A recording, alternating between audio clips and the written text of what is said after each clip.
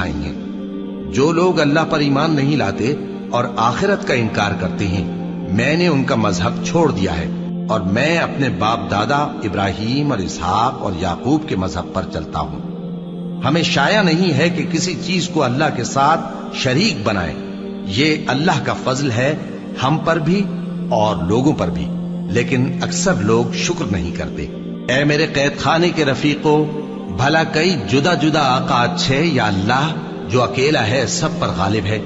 جن چیزوں کی تم اللہ کے سوا پرستش کرتے ہو وہ صرف نام ہی نام ہیں جو تم نے اور تمہارے باپ دادا نے رکھ لیے ہیں۔ اللہ نے ان کی کوئی سند نازل نہیں کی۔